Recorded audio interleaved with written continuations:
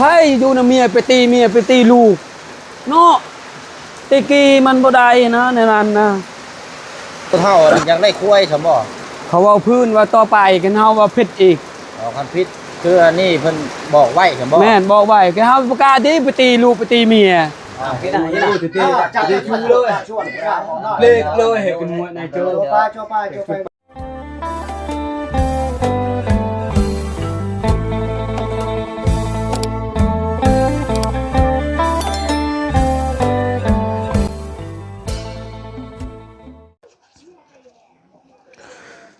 พี่น้องเนาะมาติดตามในช่องของทางพอน้องเปลวเนาะพี่น้องเนาะสำหรับทาง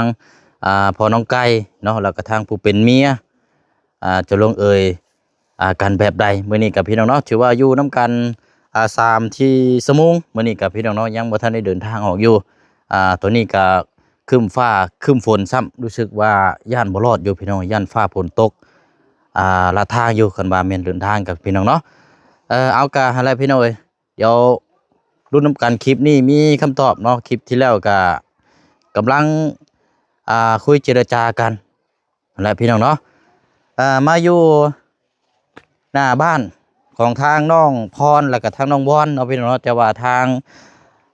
น้องล่าเพิ่น2คนนี่บ่อยู่อาจจะไปหาอยู่หากินเนาะพี่น้องเนาะมีสมอยสมีอยู่พี่น้องโอ้ยเนาะว่าสิเอาขนมฝากทางน้องล่าเพิ่นจักเด็กจักหน่อยเนาะพี่น้องเนาะมามื้อนั้นกับทางน้องวอนเด็ดยอดผักกูดได้พี่น้องเป็นของฝากของต้อนให้ทั้งพอน้องเปียวมื้อน่ะพี่น้องเนาะก่อนจะเดินทางแต่ว่าบ่ได้ถ่ายคลิปเพราะว่าอันโทรศัพท์กับแบตเบิดแน่มันฮอดเนาะพี่น้องเนาะเอาเนาะมาติดตามเบิ่งนำกันอีกสบายดีเลยพี่น้องเด้อเนาะสบายดีพี่น้องนำกันเบิดสุขุสุคนเนาะสบายดีนำกันตัวนี้ก็จะเข้าประมาณเที่ยงแล้วในตอนนี้พี่น้องเนาะพากินข้าวกินน้ำเลยพี่น้องเนาะเขาก็ติดตามเบิ่งนำกันเนาะก็คือเอาง่ายๆซะคือพอน้องเปียวก็อยากฮู้ว่าเขาเจ้านี่สิเอาแบบใดแล้วก็ทางพี่น้องก็คือรุ่นน้ำกันนั่นแหละพี่น้องเนาะเอาได้มาติดตามเบิ่งนำกันกัดเบิ่งนำกันจนจบแล้วพี่น้องเป็นจังไดเนาะน่าจะลงเอยกันอันนี้แหละพี่น้องเนาะเพราะว่าได้ยินว่าทางผู้เป็นเมียก็อยากได้เงิน2 ล้านกีบแล้วก็นั่นก็แม่นเมื่อว่าซั่นเนาะเมื่อกับปักหลักประธานอยู่บ้านผัวน้ำกันอีกรอบนึงแต่ว่าทางนี่เพิ่นก็สิให้ข้อเสนอพี่น้องถ้าเฮ็ดอีแบบเก่านี่สิทางผู้ชายนี่สิปรับใหม่ทั้งผู้หญิงและบัดนี้พี่น้องเนาะเพิ่นก็สิกล่าวเพิ่นก็สิบอกไว้พี่น้องเพื่อเฮ็ดครั้งนี้ไว้เดี๋ยวข้างหน้าก็สิเป็นอีกคือเก่านะพี่น้องเนาะเพิ่นก็ได้บอกเตือนไว้ถ้าว่าเป็นอีแบบนี้นี่สิเอาทางผู้ชายนี่สิเอาและอันนี้ถือว่าทางผู้ชายนี่บ่ได้ผิดหยังแต่ว่าเพิ่นยอมเสียให้นะพี่น้องเนาะเพราะว่าอยากให้เป็นครอบเป็นครัวเนาะพี่น้องเนาะคันสิว่าก็อยากสร้างครอบครัวก็เลยอนุโลมแล้วก็ยอมจ่ายเงินให้ทางผู้เป็นผัวกันเนาะแต่ว่าบ่ฮู้ว่าจักสิจ่ายเท่าไหร่เนาะพี่น้องเนาะมีหยังบัดนี้รถแก้รถแล้วบัดนี้พี่น้องไอ้ผู้มึงขมิมไปแล้วเป็นไดนี่เนาะโอ้ยไปพี่น้องเนาะเอาได้พี่น้องรู้สึกว่าฝนมาแล้วบาดนี้เรียบร้อยได้บาทนี่พี่น้องเนาะเย็บมาแล้วมากินน้ำพี่น้องน้ำเอาไว้ในรถก็เลยนี่แหละมาคำตอบน้ำกันอีกโอ้ยฝนมาแล้วอันนี้ใช้ยังบ่แล้วบ่ครบแล้วเงินคอก็บ่ได้เป็นยังไงดูนี่ปงหมดแล้ว2 ล้านปง2 ล้านนะยังบ่แล้วบ่ห่วยแล้วกับเมื่อก็เลยไปได้ควายอีกเดี๋ยวเลยครัวอีกพอโมเมนต์แล้วนี่มาปักเข้าโฮมก่อนโอ้คนแห้งโอ้ควายอีกตัวนึงอีกโอ้ตายแล้ววันนี้เห่าปุ๊บแล้วคนนึงบุญคุณแล้วจะมาซอยมาส่งเดี๋ยวเบิ่งก่อนเอานี่ไม้ก่อนให้อยู่นะเมียไปตีเมียไปตีลูกเนาะตีกีมันบ่ได้นะในนั้นนะพอไล่เงินตีกีอีกเงินเป็นก้อนอีกโอ้ยให้ลูกให้หลานพัฒนาก็ดีพ่อเฮาอันนี้พ่ออะไรเฮาแพงกันเลยหมดแล้ว2 ล้านกระโปรงหมด ว้ายฝนกระตกพี่น้องเอ้ย แม่น พอเท่านี่ยังได้คุ้ยสมบ่ เขาเว้าพื้นว่าต่อไปกันเฮาว่าผิดอีก อ๋อคันพิษคืออันนี้เพิ่นบอกไว้สมบ่ แม่นบอกไว้กันเฮาประกาศที่ไปตีลูกไปตีเมีย เอา เฮาก็บ่ได้ติเฮาแพงเมียจะไปพันเมียเขาคิดเข้าใจเขาเองนะ บ่นี่เพิ่นบอกไว้ซื่อ บอกเตือนไว้แต่เฮา ว่ามั มันยุ่งสมองแล้วเฮา ๆคือว่าเอาง่ายๆซะคือเพิ่นเพื่อไว้ถ้าว่า แม่น เจ้าพิษตีลูกเขานี่ แม่น สิไหมเพิ่นก็ แม่น เพิ่นก็บอกไว้ แม่น แต่ว่าเว้าถึงว่าสิเอาคุ้ยหรือบ่เบานี่ก็ต้องว่ากันอีกทีแต่เพิ่นเว้าไว้ซื่อๆนี่ แม่น จะบ่เข้าใจ เว้าแต่ว่าเฮามันเว้าเกินนำลูกเคยมันลูกเคยบ่อยากฟังปานใดเฮาว่าเทินเจ้าดีบ่ลูกเคยเอ้ยลูกเอ้ยเงินตัวนี้มันแม่นเงินเจ้ามาเคลียร์มาลูกเจ้ามาครอบพอเฒ่าสองมาเถอะนายเฮ็ดเฮือนเฮ็ดศาลให้อยู่ดีมีแฮงสาธุให้เฮาไปว่าโพสาเว้าแนวนั้นให้อยู่ดีมีแฮงเฮ็ดชวนเฮ็ดหน้าให้ร่ำให้รวยนี่บุญแลลูกได้สำนันใส่นี่ได้ก็บ่ได้เฮ็ดน่ะได้ก็เฮาม่วนอยู่ในใจเฮาไปว่าอวยพรแนวนั้นเฮาม่วนให้ม่วนในใจแต่เฮานี่ก็ม่วนคือกันแต่เฮาบ่อยากฟังแล้วเฮาจะปบเฮาว่าไปถ่ายก่อนเด้อเฮาครอบเข้าไปถ่ายเฮาบ่อยากฟังนะเงินมันครบแล้วคอนมันเข้าก็ แต่ บ่ ว่า ได้ สอ แล้ ง ว ล้านนั่นจ่ายแล้วบ่ จ่ายสดเลยเฮาคอแล้วบ่ได้ จ่ายสดที่นี่เลย แม่น พอรถก็บ่ไล่บ่ บ่ชีวิตเดี๋ยวนี้ก่อนเฮาขอเฮาว่าเอ้ยอ้ายเฮาก็ ก็บ่ ถาม ให้ แล้วว่าข้อล้านหนึ่งเนาะบ่มีเนาะพอเท่าไปมอบให้เมียเฮาเอาได้เขาให้ล้านหนึ่งเลยเขาบ่มีเลยเมียเฮาตัดอย่างใส่เดียวแล้วบ่เมื่อก็บ่ได้2ล้านแล้วบ่ได้เป็นกรอยู่นี่ส่งอยู่นี่แต่เฮายังบ่ทันออกเด้อเงินต้องมีแล้วต้องไปแบบว่าเป็นตื้อก็บ่ได้สันล้านหนึง2ล้านเฮาได้ดอกต้องเฮาไปเฮาพาไอ้น้องไปบ่ได้ก็ย่าเอาไป โอ้ขออีกนบอีกขออีกล้านหนึ่ง2ล้านได้อยู่แต่ล้านหนึ่งนี่ให้ชุมเจ้ากินน้ำกินไหนก็เทินมาเว้ากะลำยืนบ่เท่าบ่แม่นเอาไปเคลียร์ก็บ่คือเจ้าบ่เอาล้านได้อยู่2ล้านมาล้านหนึ่งให้เจ้าล้านหนึ่งแล้วค่อยตัดหญ้ากล้วยแกงหัวยังบ่ได้เอาไว้ก็เทินอยากสอให้ซะอันนี้ค่อยขอมวนซื่อๆวันนั้นน่ะเราจบแล้วบัด แต่ นี้ ว่า2ล้านนี่ก็คือเมียก็สิเมื่อบัดนี้เนาะ เมื่อ อ๋อคือเอาง่ายซะจบแล้วบัดนี้เนาะ จบแล้วพอเท่าจะเว้าต่ออีกบัดนี้เฮาเว้านี่ได้ก็ฮับแล้วคุณผู้ใหญ่แม่นว่าผู้เดียวเฮานี่มาฮับหมดแต่เขาเว้าเรื่องมันยืดมันยาวเว้าในนั้นซะมันคือเสือกมันยาวโพดเฮาก็ว่าไปถ่ายก่อนเด้อเฮาในนั้นเฮาบ่ได้ปบเฮาบ่คืออยู่เฮาก็ปบหมดเท่านั้นแหละ เออ เว้าเรื่องคอยเรื่องงัวเนี่ยเรื่องเงินตะกี้เฮาบ่มีแล้วบ่มีสมัยนี้มันบ่มีแล้วยังมีมาใช้เงินตะกี้คอยบ่มีแล้วแม่นบ่เนาะเฮาก็ปบมาเฮาบ่อยาก เออ หมดเท่านั้นแหละเอาใจเมียเอาใจพ่อเฒ่า ถือว่าสิกลับเมื่อสู่อ้อมกอดนำกันอีกครั้งหนึงเนาะ แม่น แต่ว่ามื้อนี้บ่ได้เมื่อบ่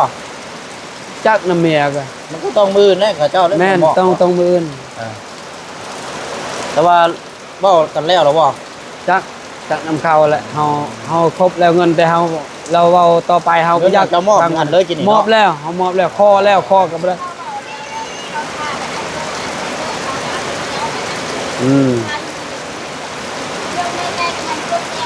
เขาจบแล้ว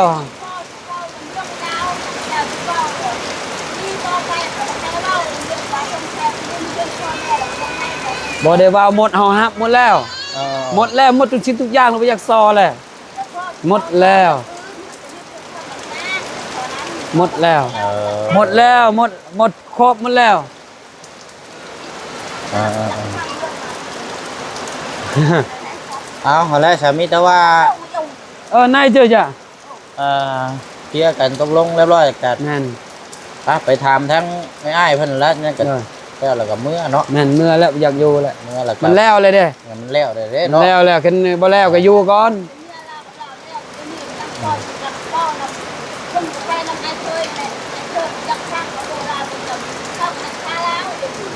เฮาบ่แม่นเฮาแบบคนบ่ดีคนบ่มีพ่อแม่แบบเขา เขาแบบว่าเขางัดไปทางนั้นเฮาก็ยังมีไอ้น้องยังมีพ่อแม่แนวใดยังมีพ่อแม่คนบ่มีเฮือนบ่มีศาสตร์บ่มีพ่อบ่มีแม่ไปงัดทางนั้นก็ได้บ่งัดทางนั้นก็เข้าคุกอันนี้มันครบพ่อแม่ครบอย่างหมดไอ้น้องอ้ายมีหมดกดครบหมดบ่มีขาดบ่มีเคินคนบ่มีมีเขาตัดสินใจก็บ่ได้ตัดสินใจยังเขาเอาเป็นครอบครัวอันนี้เฮามีหมดแล้วแต่แบบเฮาทุกข์ซื่อๆแต่มีหมดไอ้น้องแม่นนี่นะก็ นั่นเลยผลเศร้าเลยปะ แม่น นี่แต่ว่าเอาง่ายๆสักคือว่าถ้าว่าโอเค โอเคแล้ว ก เฮา บอยู่กันกับ บ่ได้คัดคองหยังเฮามันซื่อๆแล้ว กลับเมื่อแล้วก็ปรับปรุงกันบาดนี้เนาะ แม่น ถ้าว่าเท่านั้นเฮ็ดผิดแล้วก็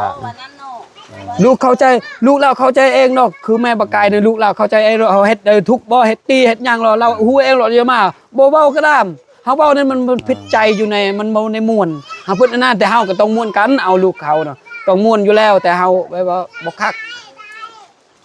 เฮาอวยพรว่าเฮ็ดชวนเฮ็ดหน้าให้ร่ำให้รวยก็อยู่ดีมีแห้งให้ปลอดภัยไปตามทางนั่นเถอะก็มอเฮาเว้ามันนั้นต้องมีอยู่แล้วแต่มันสิคิดแนวใด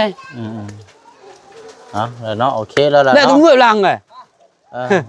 cứ phải lại mời vào chụp đòn ta không có chủ vào đòn không vào đòn này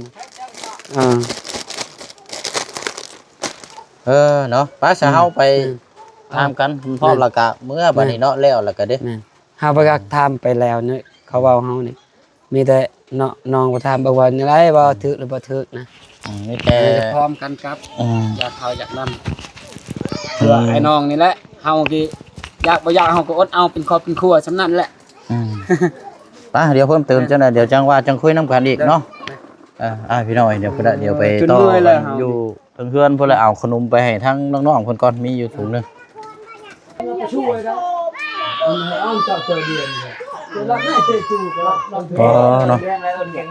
ฝนตกสาดไปเลยนี่เนาะเธอนะผมมีอย่างแบ่งให้ขนมให้ทักน้องๆเพื่อนเลยพากันฉีกแบ่งกันเด้อแบ่งกันคนละห่อ2ห่อ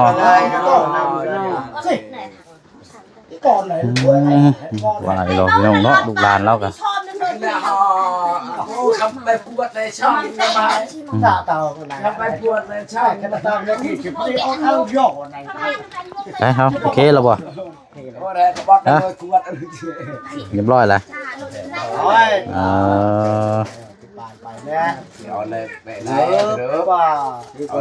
ดำเนินเราอย่าเมื่อมันเต็มแล้วหลดมืออื่นก็ได้ นางได้อยู่ข้างนอกนะได้อยู่ งอมจะต่อยน้ำจืดเยอะเรา จนเมื่อนี้ก็ได้อยู่นางข้างนอกแล้ว นางว่าเอาแรกเมื่อแล้วพอบ่ตอนแรกเรามือพร้อมกันก็ได้อยู่บ้านเยอะอยู่อะไรเด้ เฮาย่านฝนตกตัดทางเนาะ เราเมียนะครับไล่ จังก็มื้อเนาะมื้อส่งฮะกัน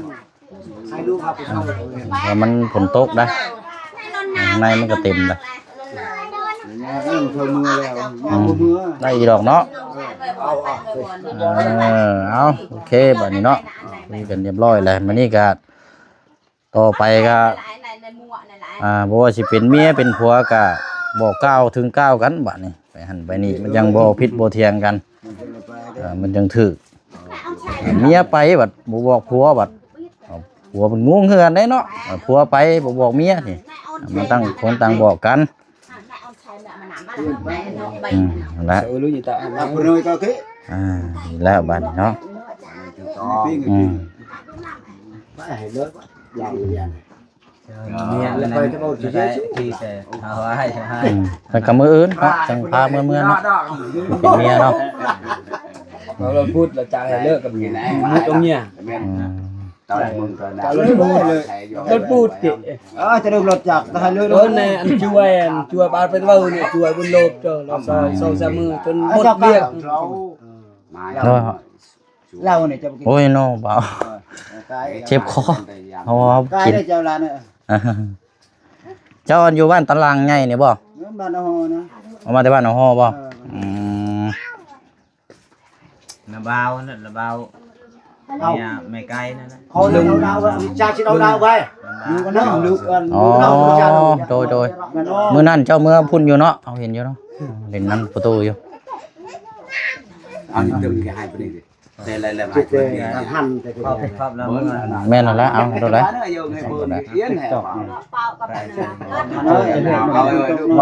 เนี่ยนายเดี๋ยวยังช่วยให้นายนี่มาเป็นโลบ bỏ luôn cái cái này chuối ba chặt này ôi รถใหญ่มาสูง đâu à เอา เอาเลยช่วยเอามา เอาละขอบบอกเพิ่นเนาะ quay nó xe quay vào ta nhẹ ta lợi nhiều quá nhé vậy อ้าวcái này cái này จับได้ชูเลยชวนข้าว lên lôi hệ cái muộn này โจ chơi ป้าโจป้าโจไป ไปเนี่ยเราเจอเปรี้ยวเราเออจังกันเก่าปีแล้ว ได้ชุบมา เจ้าคนเลี้ยงมุดเนี่ย ให้จำนำไว้ใช่แหละละรายกี่จำตลอดชีวิตคุยฮึกหน้าก่อนให้หน้าเจ้าให้ ผิดมาครับ ได้ สบายเดือนตาโตกันไงเรา ต้องอดทน cái đặt là cái đặt con là cua còn cua áo không được อ่าซะเนาะครับเฮาบัดนี้เด้อครับเด้อเด้อโดยอ่ะไปลงก่อนเจ้าโอ้ฝนตกกับฉาดใช่เนาะเปียกเพื่อนเรากันมาเป็นบดเนาะตัวมันแห้ง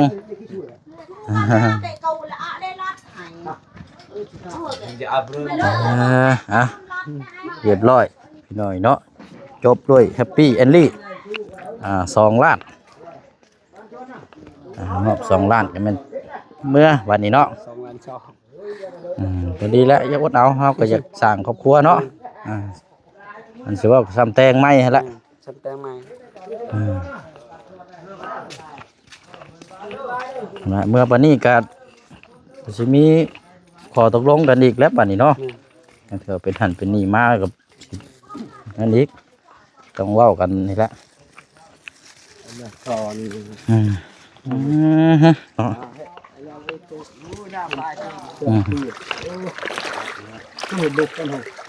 ấp như hôm nay rồi cái trái đó đục anh này chưa đi chứ anh coi anh này ดูน้ำบาน hai đứa để cái trái cả xuân tao mơm xem mà nhon hay cả đông này mà rồi khi tao mơm hả tao mơm đấy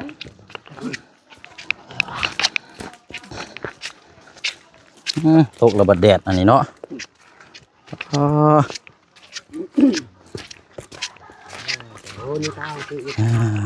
เดี๋ยวสิ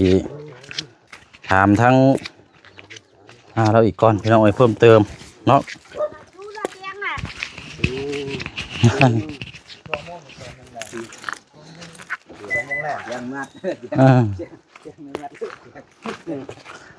ไปเนาะเมื่อเฮาบาทนี่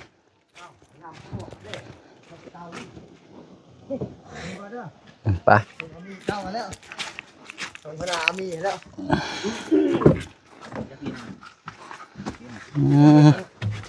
ห่อนเลยเนาะห่อนเอาเอา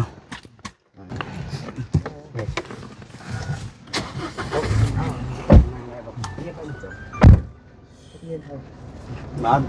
ở chứ ở ngoài ở xe chỗ này đau muộn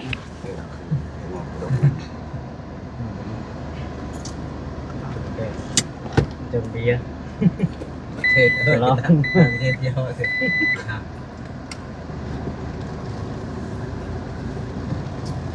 ôi nó là tàu có đông đang mà hệ pa này đập vừa lại mà ra bạc này bạn ông có lục cái ba lôi là ông mình nhìn cả anh nhìn cái lục đấy và ngày nào kia cái lục cái là sò cái yên con đang mơ yên là tạ bảo không có cùng tụ cái con chu không hệ thằng cả đồng thế này ai thì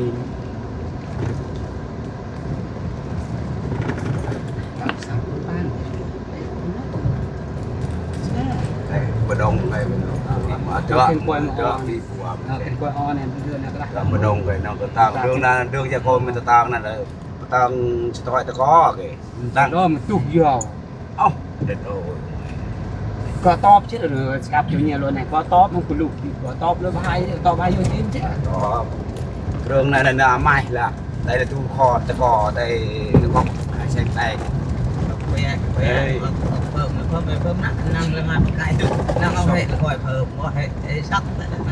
ไอ้ บ่อันอ้ายอันบัดนี้กลับมื้อแล้ววันนี้อันทางเว้ากันบัดนี้ถ้าว่าเป็นอีบัดนี้นี่เพิ่นมีหยังแน่ซะบัดนี้นะเกี่ยวกับโดยถ้าว่าเป็นอีกมื้อหน้านะ เป็นอีกมื้อหน้ามีแล้วว่ามาหาทางไอ้น้องเขาละมิดได้ช่องลำเอื้อนนะเพื่อน ลุงตาออกความเก่านี่ เอาคนเก่า อ๋อคือ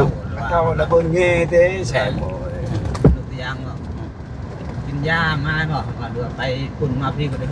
บอกลูกบอกเมียนะว่าคิดนึงก็ยากนะไปคดีนี่นะ แปลว่าเขาเอาใส่ไว้นะน้อยพิษนึงเขาจะเอาเลยนะ ยังยาก ยังยาก จะมือคือเก่า นี่จะมือคือเก่ามารับนายเจอรับนาย สรุปแล้วนี่คือเมียนี่ยังเมื่ออยู่แต่ว่าอย่างให้เว้ายากเนาะ บ่ยาก คือแค่ว่าเฮ็ดผิดแล้วบ่ยอมผิดประมาณนี้เออ มีแต่ขนมพวกอย่างเดียวนี่แหละมันพวกอื่นตัวยากพวกคือเก่าไม่ยาก เพราะว่าอันหนึ่งมานี่เรามานี่เราบ่ได้แจ้งบอกทางครอบครัวเนาะเมียเราหนีมาเลยพวกคนเนี่ยแบบอะไรพวกเขาเนี่ยพวกเขายากเขา หาว่าต่อไปเราบ่ให้บอกแต่เราว่าได้หมดนั่นแน่ เนี่ยนั่น แต่ก้าวก็หักนี่แหละไอ้จอนหูตุนหักเจอ เอา หัก อย่าง เลย ไรน้อง ก้าวหักหมดได้แต่เราไม่ได้หักหมดเนี่ยก็แล้วเลยเด้ อดให้เป็นเดือนเป็นชาติก้อน แต่เราว่าต่อไปเราไม่ได้อยู่เป็นเราว่าแล้วเราอยู่ เพื่อนนี่เขาบ่นเนาะให้มันเท่าเทียบกันตัวกับเมียเพื่อน แต่ ว่า เมื่อเราบอก เป็นคนดีเนี่ยตอนแรกมึงเถื่อเขาส่งขึ้นเงินแล้วเขาเฮ็ดเนี่ยให้เจ้าเป็นครอบครัวเอาหูแล้วชัดชื่อบางคนน่ะ ก็บ่แน่เนาะ อันนี้เขาเอาเลยแล้วเขามาเอาใจลูกเคยเลยบางคนก็เขาพับให้สติต่อไปให้เป็นครอบครัวเขาเว้าเถื่อเขาส่งคืนบ่ได้ดอกเอาเพชรไอ้จำกินกล้วยอ้อมาต้องส่งคืนอยู่ครึ่งบางคนก็ไอ้เรือไปบอกว่าตาให้ไอ้เนื้อปลามาเหรอไอ้ยิงตามเรื่องป่วยเหรอครับ ยากนะ โอ้ยยังยากก็ตามเตือนหน้านี่ยากแล้ว หน้าของเขาเลยไม่ตั้งใจกันมา ตั้งใจสิ จุ เต้ มันนั่นแหละ จุมันอันไปแล้วตู้นึงมาละตู้ บนล้าขึ้นมาตู้ชิดเจอแล้วมัน ลุนได้จอนมือป้าตัวขึ้นลุนจะโกนนึงนะจะการนั้นเรือตะตั้งกองเทียมเราอักนั่นเรืออย่าเปล่าเนื้อ อัก เรืออ ชอบ ยู่ ชอบอย่างคนละ กูสไรบ้า อักหนา มันโคตรมันหนักทางโคตรหนักทางโอ้มันลุมันเก่าลุกี่ อย่างคนมาคอที่จะเป็นนาเตชต่อยตะก้อ ก็แล้วตายอ่อนตะมึงให้ได้ตะมึงเอาปีกูแต่ตะมึง นาไม่แล้วนานำนักช่วงมันไม่กดดง รวมลุเลยจะโกนกูแท้รู้ได้จัดเลยมันวางตัวเลยรถว่าเมาลีเลย ได้เหมาะในทุกที่แล้วเลยตั้งใจอะไร ใจหายีcái bằng cách cơ na tao không lừa tao lấy răng taoแต่ว่ายีcái block หน้าไว้ก่อนตา ได้ตั้งใจได้ใช้จุมันคำเตาตลอดเจอบนปิดกันจบเฮ้ยคำเตานอเบอร์ก่อนคุยจุมันที่เตาเกียร์เสียดิมาจัดกี่มาตั้งใจเลย เร่งมาเร่ง เร่งแล้วมาจุมันทำอะไรทำไมลอยทำไมกันผ้า เดี๋ยวจังเมื่อต่อกันอยู่เพื่อนน้ำกันอีกจักเล็กจักหน่อยพี่น้องเนาะถามพูดคุยน้ำกันอีกเนาะขออนุญาตขับรถกันเลยพี่น้องเด้อวันนี้พี่น้องเนาะ ยิงเท่ามุขัง เดินทางมาฮอดเนาะถือว่าเวลาเที่ยง9 นาทีเที่ยง9 นาทีพอดีเนาะนี่ได้เดี๋ยวกลับรถก่อน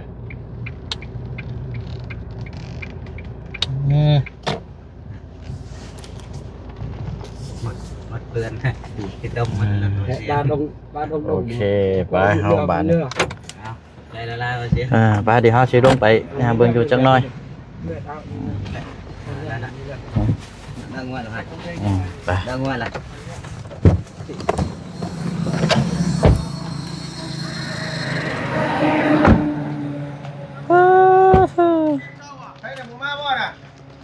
อิสบอเล่คือเก่า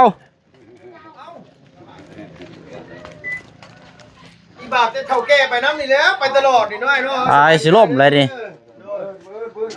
มืน มืออื่นด้วยมาอยู่มามืออื่น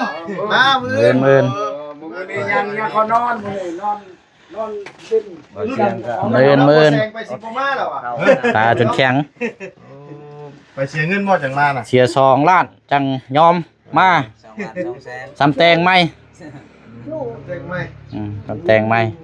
เป็นนี่ได้สาคันบ่เสียกับบ่เป็นครอบเป็นครัวเรากะจำเป็นแล้ว เอื้อยเราหันเลยซื้อมาฝากเอาคนแม่แล้วก่อนว่ะ เอาเลยนะเด้อเฮาสิไปรถคลิปเฮ็ดเวียกเฮาก่อนบัดนี้เด้อหั่นละจังว่ากันโดยกินข้าวกินน้ำเนาะใช่บุญมีเราไปใช้ซะกินเลยเอาเลยรถเด้อไอ้เด้อเฮาไปเฮ็ดเวียกเฮาต่อก่อนบัดนี้เด้อเพราะเฮาสิไปโดดคลิปก่อนมันเวลาเฮาแหละมันเสียนี่เดี๋ยวเฮามาใหม่เด้ออันน่ะทั้งทานนั่นก็บอกทั้งอ้ายเพิ่นรอถ่าช่วงแรกเฮาสิเข้ามาอีกเทื่อนึงเด้อ นี่ขอบใจเด้อ เลยเอาแหละมื้ออื่นเนาะ ใจมาซอยมาส่งนี่แหละ โดยบ่เป็นหยัง ก็บ่ได้กิน2 มื้อ2 คืน2รับที่1รับที่ เอาละโดยเอาได้เด้ออยู่ดีมีแห้งไปแล้วเนาะเดี๋ยวลำลาก่อนบ่เอาพุ่นไปหาทั้งง่ายๆพุ่นรถนายเอ้ยไปหานายขอบใจละลายขอบใจละลาย 2ขอบใจหลาย โดยเดี๋ยวพุ่นน่ะบ่แดงเฮาสิเข้ามาใหม่เดี๋ยวมาเอาทานทั้งนัดทั้งอ้ายเพิ่นให้เพิ่นจองทานไว้5กระสอบไปหน่อยเมื่อวานนี่หั่นแหละเนาะก็ถือว่าเฮาติดตามนํกันก็ถือว่าน่าจะจบแฮปปี้ด้วยเอนดี้พี่น้อยมื้ออื่นเดินทางมาให้ทางดามเดี๋ยวพุ่นมาส่งแล้วก็แต่ว่าก็คือว่าในพี่น้องเนาะเพราะเขาเจ้าอยากได้เงินพี่น้อยเนาะเสียเงินไป2 ล้านแล้วก็แม่นมาเนาะไปเนาะเดี๋ยวไปเชียงขออนุญาตไปอันนี้ก่อนบัดนี้พี่น้อยไปรถคลิปก่อนเนาะเพราะอยู่นี่มันบ่มีสัญญาณเนาะเอาลาพี่น้องไปก่อนเด้อพี่น้องเด้อเนาะขอบใจขอบคุณทางพี่น้องเฮาหลายๆเนาะพี่น้องที่ติดตามแล้วก็เป็นกำลังใจตั้งแต่เฮาติดตามนี่แหละพี่น้องเนาะบ๊ายบายเด้อพี่น้องเด้อเอาเนาะผลมาอีกเลยโอ้